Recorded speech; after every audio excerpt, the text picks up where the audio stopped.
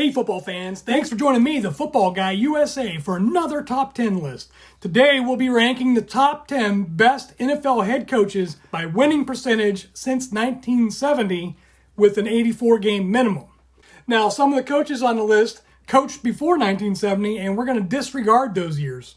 Now, some of you may be saying, well, why start at 1970, Mr. Football Guy USA? Well, that was the first year of the AFL and NFL merger into one league, and that has been and always will be my starting point for all of my top 10 lists. I also averaged together the total of all games coached during that period to get the median number of 84, and that is how I arrived at the bottom threshold for my minimum number of games coached. All right. Enough of the words. Let's get into the countdown.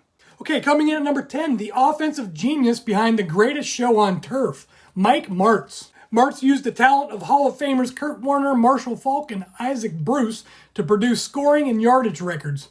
His best season came in 2001 as he guided the Rams to a 14-2 record en route to the Super Bowl, where they would ultimately lose to the New England Patriots. Martz compiled a .624 winning percentage, winning 53 games and losing 32 without any ties. He is our only coach on the list with under 100 games and comes in just above the 84 minimum number with a total of 85 games coached. All right, next at number 9, the newest man of steel, Mike Tomlin. Love him or hate him, Tomlin is the NFL's longest tenured current head coach at 18 years. He has also never posted a losing season. His best season came in 2008, leading the Steelers to a 12-4 record and winning the Super Bowl over Arizona.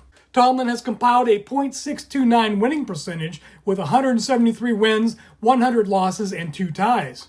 Okay, number 8 on our list, a relative newcomer, Sean McDermott. McDermott has posted only one losing season in his 7 years of head coaching experience, all with the Bills.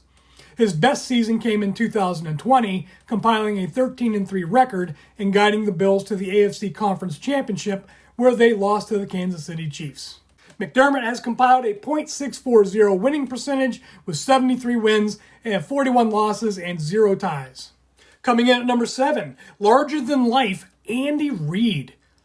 Reid has enjoyed coaching success as a head coach with both the Philadelphia Eagles and the Kansas City Chiefs. He's been able to guide his teams to 5 Super Bowl appearances, and his best season came in 2022, compiling a 14-3 record and winning his second Super Bowl for the Chiefs. Reid has compiled a .640 winning percentage with 258 wins, 144 losses, and 1 tie. Next at number 6, future Hall of Fame coach Bill Belichick. Belichick has amassed the most total games of any coach on our list at 467. He was able to establish the most recent football dynasty behind the talent of future Hall of Famer Tom Brady, arguably the best quarterback of all time. Belichick guided the Patriots to 9 Super Bowl appearances, winning 6 of them.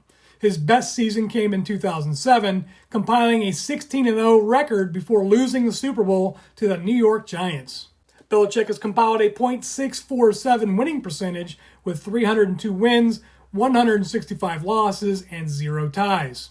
All right, number 5 on our list, the coach that endured one of the biggest quarterback controversies of the modern era, George Seifert. Seifert took over for legendary coach Bill Walsh, the master of the West Coast offense, and 3-time Super Bowl winner. Seifert also inherited the problem of juggling an aging, proven Hall of Fame quarterback in Joe Montana for a burgeoning star with Hall of Fame talent in Steve Young. Seifert would ultimately win 1 Super Bowl with each quarterback. His best season came in 1989, compiling a 14-2 record and winning his first Super Bowl for the 49ers. Seifert has compiled a .648 winning percentage with 114 wins, 62 losses, and 0 ties. Coming in at number 4, iconic coaching legend Tom Landry. Landry was one of the most innovative coaches the NFL has ever seen, creating various formations and methods still in use today. He created the 4-3 defense and then the flex defense, made famous by his doomsday defense of the 60s and 70s. Landry was able to guide his teams to 5 Super Bowl appearances, winning 2. His best season came in 1977, compiling a 12-2 record and winning his first Super Bowl. Landry has compiled a .654 winning percentage with 183 wins, 97 losses, and 0 ties. Next, at number 3, another iconic coach of the 70s, 80s, and 90s, Don Shula. Since 1970, only 2 other coaches have won more games than Shula, Andy Reid and Bill Belichick. Shula guided the Dolphins to 5 Super Bowl appearances, winning 2, and coached one of the greatest passing quarterbacks in NFL history, Dan Marino. Shula's best season came in 1972, compiling a 14-0 record, winning his first Super Bowl for the Dolphins, and became the head coach of the only undefeated team in league history. Shula has compiled a .656 winning percentage with 257 wins, 133 losses, and 2 ties.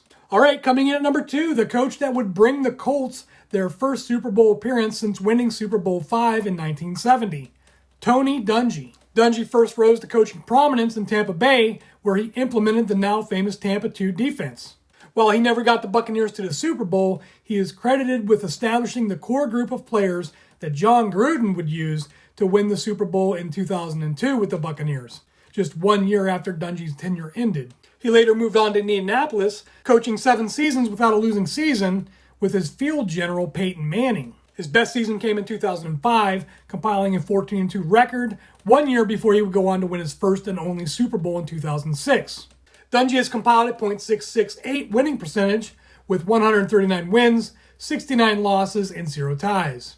And now, the number 1 best NFL head coach by winning percentage is the most iconic and larger-than-life head coach and TV analyst ever, John Madden.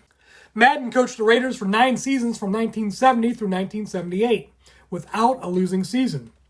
Madden would guide his teams into the playoffs in 7 out of his 9 seasons, and molded the Raiders to become the nemesis of the dynastic Steelers of the 70s.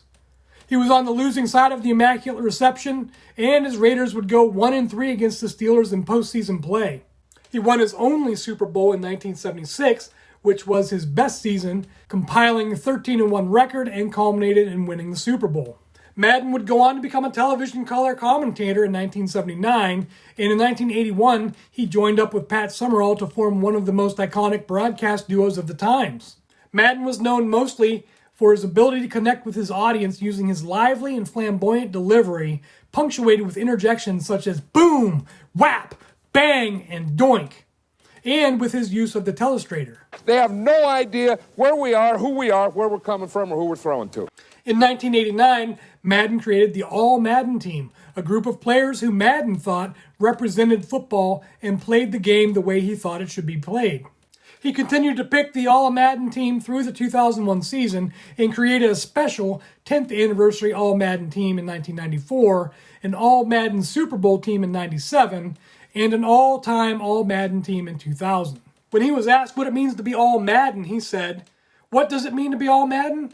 It's a whole range of things. For defensive linemen and linebackers, it's about Jack Youngblood playing on a busted leg, Lawrence Taylor wreaking havoc on the offense, and Reggie White making the other guy wish he put a little more in the collection plate at church. It's about a guy who's got a dirty uniform, mud on his face, and grass in the ear hole of his helmet." Now, from 1988 on, Madden lent his name, voice, and creative input to the John Madden football series of football video games, later called Madden NFL, published by EA Sports. EA Sports. It's in the game. Entries in the series have consistently been bestsellers, to the extent that they have even spawned TV shows featuring competition between players of the games. Now, despite Madden's retirement as a broadcaster in 2009, he has still continued to lend his name and provide creative input to that series, which were so popular that he became better known as the face of Madden to contemporary football fans than as a Super Bowl winning coach and broadcaster.